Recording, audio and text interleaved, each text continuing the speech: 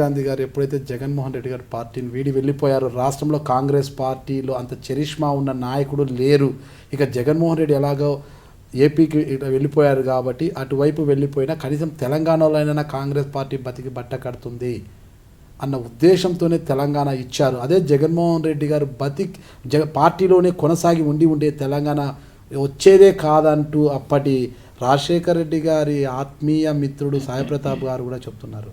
దీన్ని మీరు ఏ విధంగా చూస్తారు? తెలీదండి మరి సాయి ప్రతాప్ గారు అన్న ఎట్లా చెప్పారో కానీ, సోనియా గాంధీ గారు ఒకసారి కరీంనగర్ వచ్చారు రాజశేఖర రెడ్డి అని ఉన్నప్పుడు.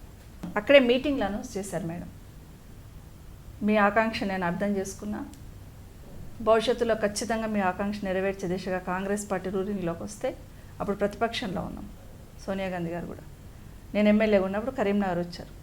అప్పుడు అన్న ప్రతిపక్ష నాయకుడు సరైన సమయంలో సరైన నిర్ణయం తీసుకుంటామన్నారు. అదే తప్పకుండా నిర్ణయం సరైన సమయం అంటే అధికారంలోకి వచ్చినాక సరైన సమయంలో అన్నారు. మీ ఆకాంక్ష మాకు తెలుసు అని చెప్పి, మీ ఆకాంక్ష నాకు తెలుసు, దాన్ని తప్పకుండా నెరవేరుస్తాం కాంగ్రెస్ భవిష్యత్తులో అని చెప్పింది కరీంనగర్లో. తర్వాత కాంగ్రెస్ గవర్నమెంట్ ఫామ్ చేయడం అక్కడ ఇక్కడ వచ్చిన ప్రతిసారి మేడం ఏం చెప్తారు, సరైన సమయంలో తప్పకుండా నెరవేరుస్తామని చెప్తారు. యూపీఏ 1 వాళ్ళ సరైన నిర్ణయం జగన్మోహన్ రెడ్డి గారు పార్టీ వీడిపోవడంతో వచ్చింది అనుకోవచ్చు. లేదండి అట్లే, ఆమె ఎప్పటికైనా ఇచ్చేదనే నమ్మకం మాకు ఉండింది. ఎందుకంటే రాజశేఖర రెడ్డి గారితో అసెంబ్లీలో కూడా పెట్టించింది తను, లాస్ట్ అసెంబ్లీలో బిఫోర్ ఎలక్షన్స్ కన్నా ముందు అనుకుంటా, ఐ థింక్ పెట్టించింది తనతో, అసెంబ్లీలో కూడా పెట్టించున్నారు మేడం. తెలంగాణకు కట్టుబడి ఉన్నామనే ఫీలింగ్ వచ్చేటట్టు పెట్టించున్నారు తీర్మానం. కాబట్టి మాకు తెలుసు ఖచ్చితంగా తెలంగాణ ఇస్తారని తెలుసు.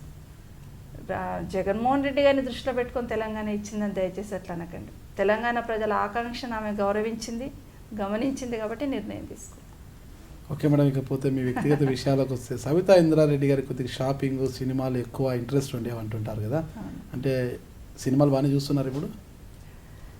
ఇంద్రారెడ్డి గారు ఉన్నప్పుడు బాగా సినిమాలు చూసేదానండి, బాగా షాపింగ్ చేసేదానండి.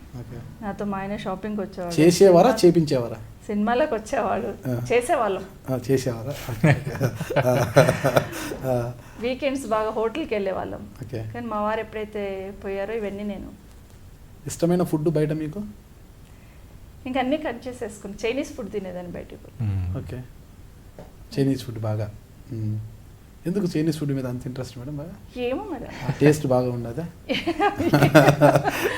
చైనీస్ ఫుడ్ ఇష్టపడేదాన్ని కాబట్టి వీకెండ్స్ ఎప్పుడైనా వెళ్ళేవాళ్ళం, సినిమాలకు వెళ్ళేవాళ్ళం, షాపింగ్కి వెళ్ళేదాన్ని. ఇంద్రారెడ్డి గారు చనిపోతే షాపింగ్ బంద్, సినిమాలు బంద్, హోటల్స్ ఏంటి ఇంకా అంతే, షాపింగ్ కూడా బంద్.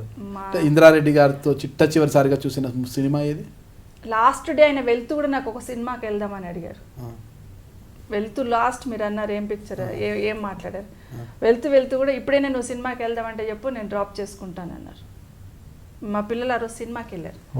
పిల్లలు ఎక్కడున్నారు అని అడిగితే సినిమాకి వెళ్ళారు వాళ్ళు, మా తమ్ముడితో వెళ్ళారని చెప్పారు. అయ్యో మనం కూడా వెళ్ళేవాళ్ళం కదా, ఇప్పుడు మనం వెళ్దామా అని అడిగారు.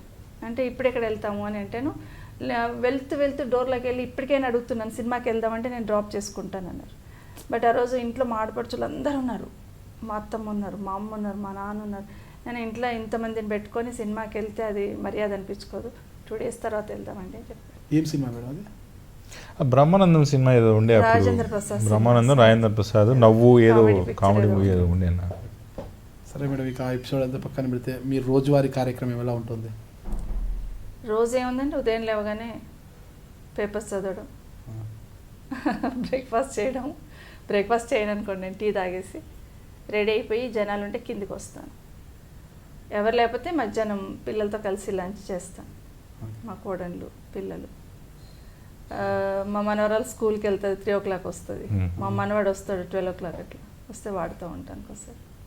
మనవరాలు వస్తే మనవరాలు, కోడలతో కూర్చొని పాత రోజుల జ్ఞాపకాలు అవన్నీ నెమరు వేసుకుంటుంటారా? అంతే కదా, నేర్పించాలి కదా, భవిష్యత్తులో ఇలా ఉండాలి, కుటుంబంలో ఇలా ఉండాలి. మన చాలా పెద్ద ఫ్యామిలీ, మా బాధ్యతలను వాళ్ళకి ఒక్కొక్కటి అప్పచెప్తూ ఉండాలి కదండి. వంటకాలు ఏమైనా నేర్పిస్తుంటారా కోడళ్ళకి?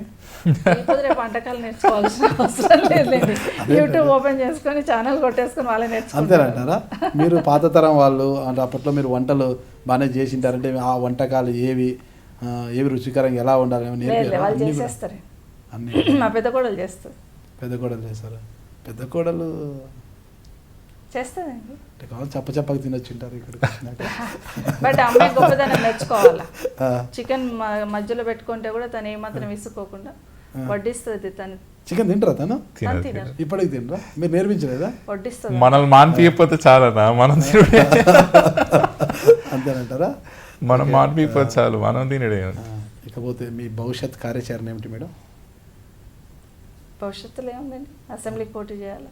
ఆ, అంతేనంటారా? పదవులు ఉన్నా లేకపోయినా ప్రజల మధ్యలో ఉండాలంతే చివరి ప్రజలకు సేవ చేయాలి. వరకు. ఓకే. ఇప్పటికీ మీకు ఇష్టమైన పదార్థం ఏంటి మేడం తినడానికి? కానీ ఏమో ఫుడ్ చాలా తక్కువ అండి, ఏం నేను చాలా weak. మిత్తంగా తింటారమ్మా. చాలా తక్కువ తింటాను. చాలా తక్కువని ఏం తింటారు బాగా? ఇది అదేని కాదు, ఏది ఉంటే అది తింటాను. ఇది నాన్ వెజ్ ఎక్కడ బాగా ఏం తింటారా? లేకపోతే మామిడికారం వేసుకుని తినేస్తాను.